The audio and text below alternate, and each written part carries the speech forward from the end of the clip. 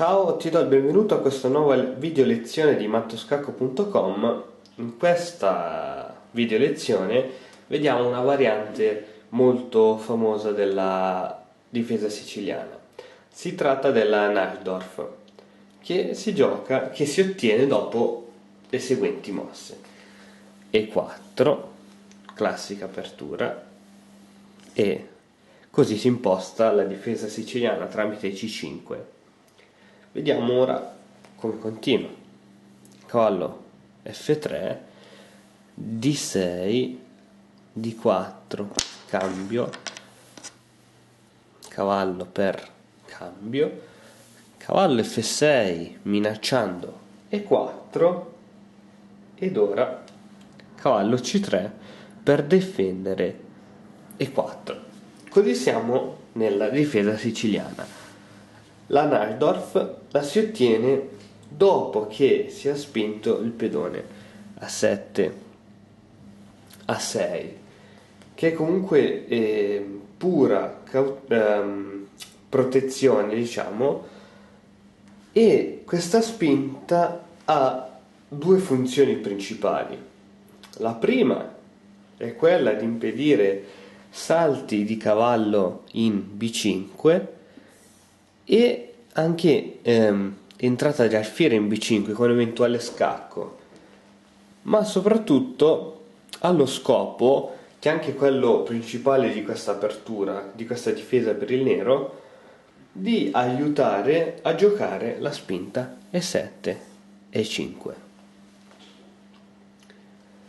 Se non ci fosse questa spinta, questa giocata sarebbe molto più difficile, poiché i cavalli potrebbero andare in B5 e fare molta pressione sul punto debole di 6.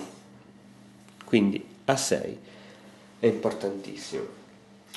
Ora qui ci sono due principali continuazioni per il bianco, vediamole ad uno. La prima è alfiere G5. L'alfiere libera il posto per l'arrocco lungo e allo stesso tempo minaccia di creare un'impedonatura. Tuttavia molti lasciano che questo accada per poter giocare ancora con più decisione E5 e in un futuro F5. Tuttavia non ritengo proprio questa che sia una giocata migliore e, come da teoria, preferisco giocare E6. In questo modo non si minaccia alcuna impedonatura e si fa spazio anche per far entrare l'alfiere in E7. Quindi abbiamo visto alfiere G5, alfiere E2, alfiere E7, donna di 2 per liberare l'arrocco e arrocco corto e arrocco lungo, e puoi notare che qui c'è un leggero vantaggio del bianco, poiché dopo, per esempio, in cambio, il bianco può creare qualche minaccia su D6, anche se rimane indifeso il cavallo in C3. Ora invece esaminiamo quell'altra variante. Quindi rimettiamo i pezzi al loro posto. Allora, cavallo qui. Ok.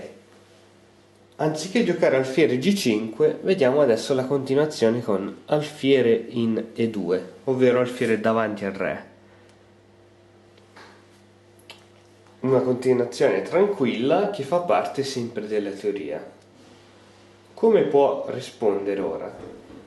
Ora si può benissimamente rispondere con E5, poiché non c'è nessuna rottura di scatole da parte dell'alfiere camposcuro.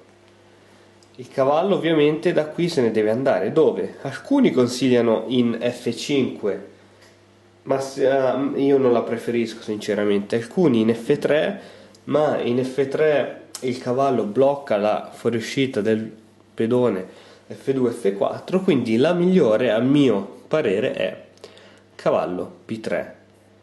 che pone anche delle buone basi per un arrocco lungo. Infatti il re posizionato in B1 con questi due cavalli è veramente una botte di ferro, diciamo. Ora, principale continuazione, secondo Fritz, è alfiere E7 seguita dall'arrocco.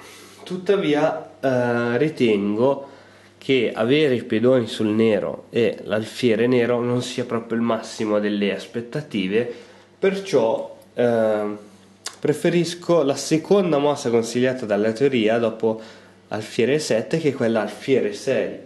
In questo modo, diciamo, si riesce un po' a sopprimere la debolezza su questo punto, ecco. Ora F4, cercando di creare delle difficoltà e avere un vantaggio di spazio decisivo. Donna C7, la donna si mette in una posizione molto attiva e allo stesso tempo sostiene questi due pedoni dopo un eventuale cambio, ma F5, togliendo spazio al nero, è seguita da alfiere C4, che è una buonissima mossa, e dopo un eventuale cambio la donna impedisce l'arrocco corto al bianco, anche se è il suo ultimo dei pensieri.